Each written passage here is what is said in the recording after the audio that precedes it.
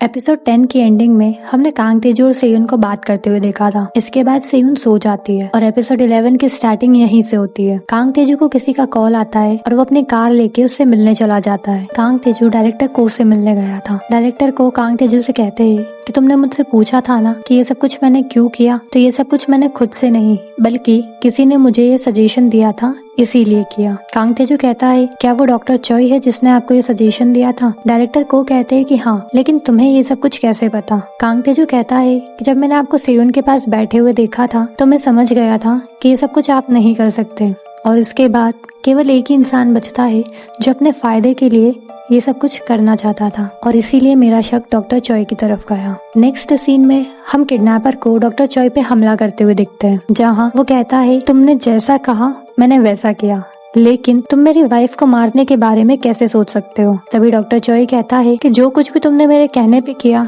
उसमें फायदा तो तुम्हारा भी था, तो अब तुम सारा दोष मुझ पे मत डालो। किडनैपर कहता है कि अगर तुमने मेरी वाइफ को नहीं बचाया तो मैं सबको तुम्हारी सच्चाई बता दूंगा। तो डॉक्टर चॉय उसे ब्लैकमेल करने लगता है। वो कहता है कि तुम्हारी वाइफ को जो सर्जरी की जरूरत है वो सिर्फ मैं ही उसे दे सकता हूँ, तो अगर तुमने मुझे मारा तो तुम्हारी वाइफ भी नहीं बचने वाली। किडनैपर चॉय को छोड़ देता है क्योंकि वो अपनी वाइफ का नाम सुनते ही कमजोर पड़ जाता है। इसके बाद पास्ट के कुछ इंसिडेंट दिखते हैं जहाँ पे डॉक्टर चॉय ने वो सारे क्राइम किए थे। सबसे पहले हम देखते हैं कि जब कांग तेजू ड्रंक था और उसने ड्राइवर को कॉल किया था तो किडनैपर वहाँ पहुंचा था और जब उसने कांग तेजू को ये बोलते हुए सुना कि उसको उसकी वाइफ से छुटकारा चाहिए तो उसने उसकी वाइफ को किडनैप कर लिया। अगले सीन में डॉक्टर चॉय किसी से कॉल पे बात कर रहा था। ये और कोई नहीं किडनैपर ही था। वो किडनैपर से कहता है कि मैंने तुम्हें कांग तेजू को रास्ते से हटाने के लिए कहा था, तो तुमने सेयुन को क्यों किडनैप किया? तभी वहाँ पे चा म्योंगी आ जाती है और वो उसे कहती है कि तुमने कहा था तुम कांग तेजू को इन सबसे दूर रखोगे, तो तुमने उसके ऊपर इतना बड़ा इल्जाम कैसे लगवा दिया? चा म्योंगी उसे धमकी देती है कि वो पुलिस के पास जाके सब कुछ सच बता देगी। तभी डॉक्टर चॉय कहता है कि ठीक है, तुम जाना चाहती हो तो चले जाओ, लेकिन ये याद रखना कि तुम सेयुन को रास्ते से हटाना चाहती हो। यहाँ पे हमें पता चलता है कि डॉक्टर चा कांग तेजू को पसंद करती थी। अगले सीन में हम डॉक्टर चॉय को उस जगह पर देखते हैं जहाँ कांग तेजू सेयुन को पहली बार बचाने के लिए गया था। वो जैसे ही गोली चलने की आवाज सुनता है वो अंदर जाते जाते रुक जाता है और वापस से अपनी कार की तरफ जाने लगता है। तभी वो देखता है कि कांग तेजू की कार के ट्रंक में पैसे रखे हुए। वो उन पैसों के बैग को लेकर वहाँ से चला जाता है और यहाँ हमें पता चलता है कि जब कांग तेजू ने कहा था कि मैंने पैसे अपने ट्रंक में रखे थे और पुलिस को वो वहाँ नहीं मिले थे, इसका मतलब वो डॉक्टर चॉय ने चुराए थे। किम ग्योंग को पहली बार हॉस्पिटल लाया गया था और उसकी सर्जरी की बात चल रही थी। उसने ऐसे एक्ट किया जैसे उसे कुछ पता ही नहीं था। अगले सीन में हम डॉक्टर चॉय को पार्किंग लॉट में देखते हैं जहाँ डॉक्टर हा को कुछ गुंडे धमका रहे थे। वो कह रहे थे अगर तुमने हमारा कर्जा नहीं चुकाया तो हम तुम्हारी बेटी को जान से मार देंगे। डॉक्टर चॉय डॉक्टर हा को अपना प्यादा बनाने की सोचता है और वो उसको पैसे ऑफर करता है। वो कहता है कि तुम पे जितना ज्यादा कर्ज है उससे कहीं ज्यादा पैसे मैं तुम्हें दे दूंगा, लेकिन बदले में तुम्हें मेरा एक काम करना होगा। ये काम किम ग्योंग को मारने का था। जब चॉय को पता चलता है कि किम ग्योंग को नहीं मारा गया है तो वो डॉक्टर हा को मार देता है। डॉक्टर हा को मारने के बाद वो अपने कैबिन में जाके अपने हाथों को सैनिटाइजर से साफ करने लगता है।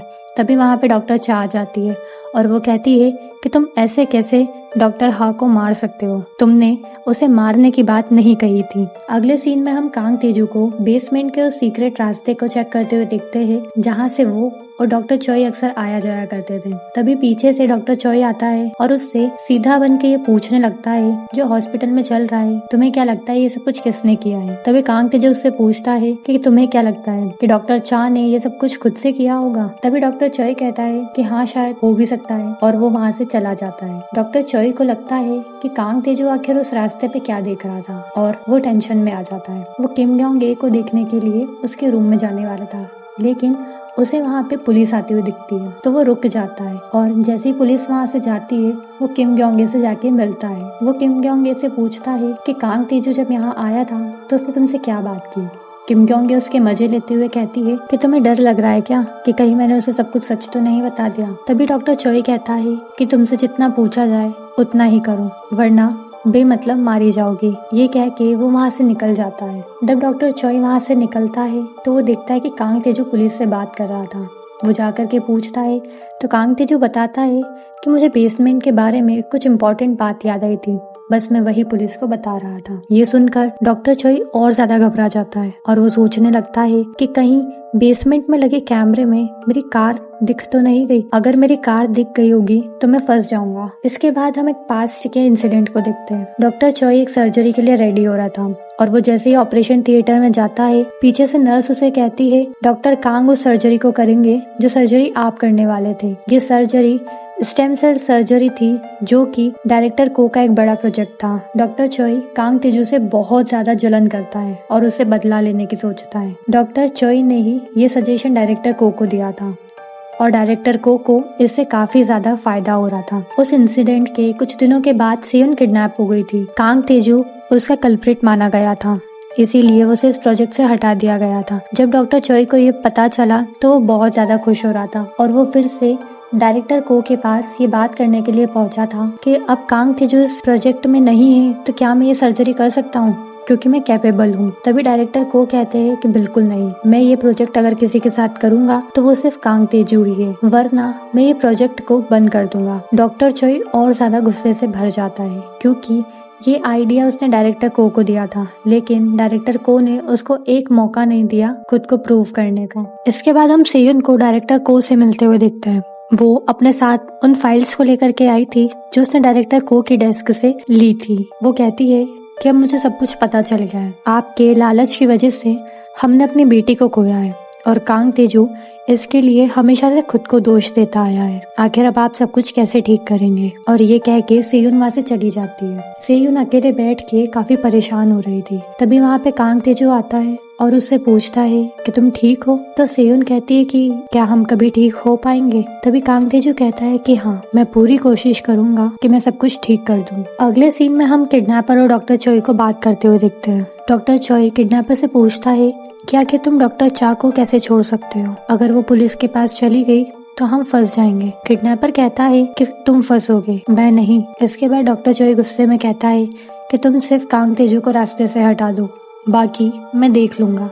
ये कह के वो वहाँ से चला जाता है। नेक्स्ट सीन में हम हॉस्पिटल में फायर अलार्म बजते हुए देखते हैं। किम ग्योंग ये सुन के बहुत ज्यादा डर जाती है। तभी उस पुलिस वाले को कोई बेहोश कर देता है और एक आदमी अंदर आता है और किम ग्योंग को किडनैप करके ले जाता है। डॉक्टर चोई इन सबसे परेशान हो जाता है और वो सोचता है कि आखिर ये सब कुछ किसने किया। उसी दिन हम उसे पार्किंग लॉट में देखते हैं जहाँ वो अपने घर जा रहा था। तभी किडनैपर उसके ऊपर पीछे से हमला कर देता है और उससे पूछता है कि तुमने मेरी वाइफ को कहाँ छुपाया। डॉक्टर चोई कहता है कि मुझे लगा कि वो तुम हो, लेकिन यकीन मानो कि वो मैं नहीं था, मैंने तुम्हारी वाइफ को किडनैप नहीं किया है। ये सुनकर किडनैपर बहुत ज्यादा परेशान हो जाता है। अगले सीन में हम एक पुराना नर्सिंग होम देखते हैं जहाँ पे किम ग्योंग को रखा गया था। ये किसी और ने नहीं, कांग तेजू ने किया था। जब किम ग्योंग कांग तेजू को देखती है तो वो उसे पूछती है कि आखिर तुम मुझे यहाँ क्यों लेने आए हो? क्या तुम मुझसे बदला लेना चाहते हो? तभी कांग तेजू कहता है कि अब तुम्हें पता चला कि तुमने मेरी वाइफ को जब किडनैप किया था तो उसे कैसा लगा होगा।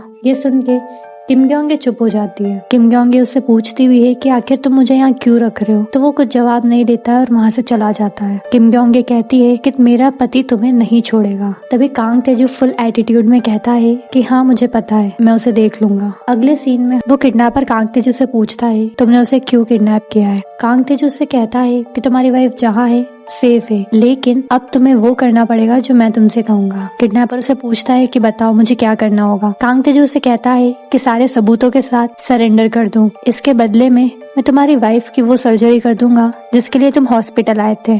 किडनैपर कहता है कि पहले तो तुमने सर्जरी करने से मना कर दिया था और अब तुम खुद ये सर्जरी कर रहे हो, पागल तो नहीं हो गए हो? कांग तेजू कहता है कि तुम्हें मुझ पे भरोसा नहीं करना है तो मत करो, लेकिन एक बात याद रखना, तुम डॉक्टर चोई पर भी भरोसा नहीं कर सकते हो। कांग तेजू तो वहाँ से निकल जाता है। अपने पास्ट की एक बात याद करते हुए देखते हैं। डॉक्टर चा ने किम ग्योंग को डॉक्टर चोई से मिलाया था और इसी पॉइंट पे डॉक्टर चोई ने इन दोनों के कान भरे थे कि आपने जिस सर्जरी के लिए अप्लाई किया है उससे आपको बाहर निकाला जा रहा है क्योंकि आप एक एक्स क्रिमिनल है। ये मैं नहीं, वो डॉक्टर कह रहे हैं जो आपकी सर्जरी करने वाले थे, क्योंकि ये एक इलीगल सर्जरी है, इसलिए वो अपने आप को इस प्रोजेक्ट से हटा रहे हैं। किम ग्योंग पूछती है कि इसमें इल्लीगल क्या है। तभी डॉक्टर चोई बताता है कि अबॉर्टेड फीटस यानी प्रेगनेंसी के टाइम पे जो लोग अबॉर्शन करवा लेते हैं उस बच्चे के स्टेम सेल्स को यूज करके ये सर्जरी होने वाली है, जो कि कम्प्लीटली इल्लीगल है। ये सुन के किम ग्योंग शॉक हो जाती है। तभी डॉक्टर चोई कहता है कि डॉक्टर कांग ही इस सर्जरीज को करते हैं और अब वो ही इस प्रोजेक्ट से हट जा रहे हैं। तभी किडनैपर डॉक्टर चोई से पूछता है तो ये सब कुछ डॉक्टर कांग की वजह से हो रहा है। बस इतना सा रीजन था कि वो कांग तेजू को मारने के लिए तैयार हो गया था। तभी वो किडनैपर कहता है कि अगर मैं कांग तेजू को रास्ते से हटा दूं तो क्या तुम ये सर्जरी करोगे? डॉक्टर चोई कहता है कि हाँ बिल्कुल, मैं ये सर्जरी करूंगा। इसीलिए वो किडनैपर कांग तेजू को मारने के लिए कुछ भी करने को तैयार था। अगले सीन में हम कांग तेजू को उसके घर पे देखते हैं, जहाँ उसे फिर से किसी का कॉल आता है और वो मिलने के लिए चला जाता है। वो एक सुनसान जगह पे पहुँचता है जहाँ किडनैपर उसका वेट कर रहा था। कांग तेजू जैसे ही वहाँ पहुँचता है वो किडनैपर उससे कहता है कि तुम जैसा कहोगे मैं वैसा करूंगा, तुमने मेरी वाइफ की सर्जरी करने के लिए हाँ कहा है। तभी कांग तेजू कहता है कि हाँ मैं अच्छी तरीके से जानता हूँ मैं क्या कह रहा हूँ, तुम मुझ पे भरोसा करो। तभी किडनैपर कांग तेजू के पीछे देखने लगता है। वहाँ से कोई आ रहा था। जैसे कांग तेजू पीछे पलट के देखने लगता है, किडनैपर उसे शॉक देकर के बेहोश कर देता है। ये और कोई नहीं डॉक्टर चोई था। अरे यार, इतना सब कुछ करने के बाद में भी कांग तेजू फिर से उसी जगह पर खड़ा हो गया है। अब वो यहाँ से कैसे बचेगा, ये देखने के लिए फाइनल एपिसोड को देखना मत भूलना। मिलते हैं कल अगले वीडियो में। फाइनल एपिसोड को देखने के लिए मेरी चैनल को सब्सक्राइब करो और वीडियो को लाइक करो और एक प्यारा सा कमेंट करो। और तो लव टू टॉक।